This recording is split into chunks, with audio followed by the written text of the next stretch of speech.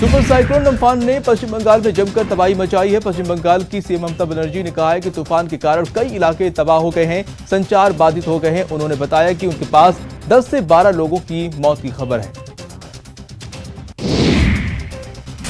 पश्चिम बंगाल और ओडिशा के कुछ हिस्सों में सुपर साइक्लोन अम्फान ने जमकर तबाही मचाई है। यहां पर तूफानी हवाओं के साथ मूसलाधार बारिश हुई। दोनों ही राज्यों के कई इलाकों में पेड़ और दीवारें गिर गई। अम्फान के खतरे को देखते हुए ओडिशा में एनडीआरएफ की 20 टीमें और पश्चिम बंगाल में 19 टीमें लगी हुई हैं। प्रभावित इलाकों में रेस्क्यू ऑपरेशन जारी है। रेलवे ने 1 जून से 200 नॉन एसी ट्रेन चलाने का फैसला किया है। इन ट्रेनों की सूची जारी कर दी गई है। ट्रेनों की बुकिंग आज सुबह 10 बजे से शुरू होगी। आईआरसीटीसी की वेबसाइट और ऐप से टिकट बुक किए जा सकते हैं। ट्रेन की शुरुआत के बाद अब देश भर में घरेलू उड़ान सेवा शुरू करने का फैसला लिया है। 25 मई से घरेलू उड़ान सेवा शुरू हो जाएगी। नागरिक उड्डयन मंत्री हरदीप पुरी ने इस बात की जानकारी दी। नेपाल के नक्शे में भारत के इलाके दिखाने पर विदेश मंत्रालय ने आपत्ति जताई है। विदेश मंत्रालय के प्रवक्ता ने कहा है, हम नेपाल सरकार से अपील करते हैं कि वो ऐसे बनावटी कार्टोग्राफिक प्रकाशित करने से बचे, साथ ही भारत की संप्रभुता और क्षेत्रीय अखंडता का सम्मान करें। आयुष्मान भारत ने 1 करोड़ लाभार्थियों का आंकड़ा पार कर लिया है। अभियान की कामयाबी पर पीएम नरेंद्र मोदी ने doctor, nurse, health care staff की तारीफ की, तो गृह मंत्री अमित शाह ने भी इस बड़ी कामयाबी को मोदी सरकार का विजन बताया है। देश में कोरोना मरीजों का आंकड़ा तेजी से बढ़ रहा है। 24 घंटे में 5000 से ज्यादा मामले सामने आए हैं। वहीं देश में 1,06,750 लोग इस जानलेवा वायरस से पीड़ित हैं, जबकि 3,300 लोग 3 लोगों की मौत हो चुकी है। स्वास्थ्य विभाग के मुताबिक देश में अभी 61,149 लोगों का इलाज चल रहा है, जबकि 42,298 लोगों को इलाज के बाद अस्पताल से छुट्टी दी जा चुकी है। देश में कोरोना वायरस से ठीक होने की दर 39.62% है।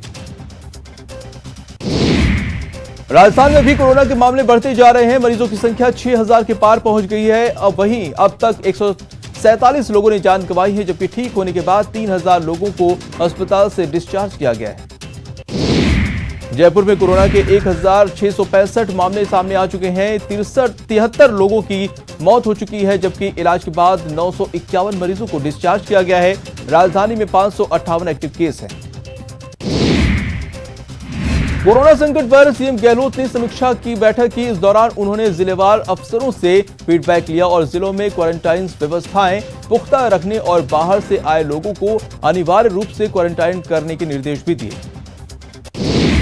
बैठक में चिकित्सा मंत्री ने जानकारी दी कि प्रदेश में रोजाना 15,000 कोरोना जांच की क्षमता है। वहीं रिकवरी रेट 57% है। तो एसीएस होम राजस्वरूप ने कहा है कि कंटेनमेंट जोन में किसी तरह की छूट नहीं दी जाएगी। प्रवासी राजधानी के क्वारंटाइन को लेकर स्वास्थ्य मंत्री डॉक्टर रघु शर्मा का बयान सामने आया है। स्वास्थ्य मंत्री ने कहा है कि प्रवासी क्वारंटाइन में 14 दिन का पीरियड ईमानदारी से बिताते हैं तो राजस्थान को कोरोना के बढ़ते संक्रमण से बचाया जा सकता है। सीएम गहलोत ने प्रदेश की बिजली कंपनियों के काम काज की समीक्षा की, जिसमें सीएम गहलोत ने का फोकस बिजली छीजत कम करने के निर्देश दिए हैं। साथ ही सीएम ने बिजली की चोरी रोकने के लिए मॉनिटरिंग को प्रभावी बनाने को भी कहा है। कोरोना वायरस की रोकथाम के लिए समीक्षा बैठक हुई है। नागौर के प्रभारी सचिव नरेश पाल गंगवार ने कोरोना के इलाज के लिए अपनाए गए मैनेजमेंट सिस्टम की बैठक में फीडबैक लिया। राजस्थान में मनरेगा के तहत श्रमिक नियोजन 35,59,000 पहुंच गया है, जो पिछले 10 साल में सर्वाधिक श्रमिक नियोजन है। डिप्टी सीएम पायलट ने कहा है कि कोरोना काल में रोजगार उपलब्ध कराने में मनरेगा मददगार साबित हुई है।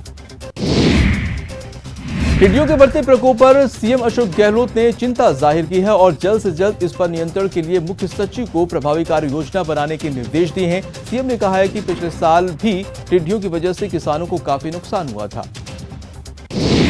जयपुर में टिड्डी दल ने हमले के बाद कृषि विभाग ने प्रभावित इलाकों में स्प्रे कर हालात पर नियंत्रण पाया। कृषि विभाग के उप निदेशक BR कड़वा के मुताबिक क्षेत्र में फिलहाल खतरा टल गया है।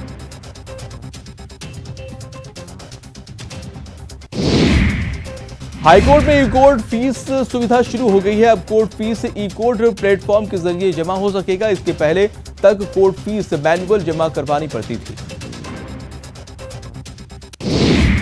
अलवर पुलिस को बड़ी कामयाबी हाथ लगी है। पुलिस ने फर्जी एएसपी को गिरफ्तार किया है। दरअसल शातिर आरोपी नौकरी लगाने का झांसा देकर लोगों से ठगी करता था। मामले की जानकारी मिलने के बाद पुलिस ने आरोपी को दबोच लिया है।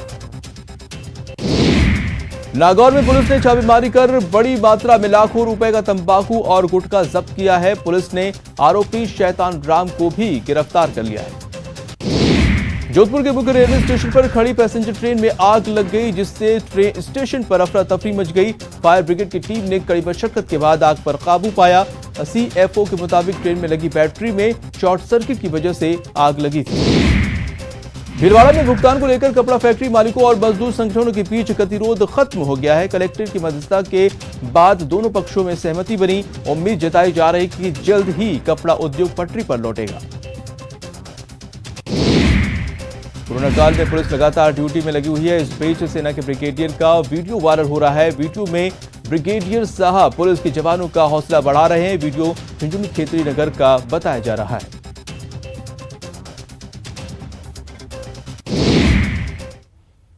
और खबर विस्तार से, चलिए आपको आफत के अम्फान की बात करते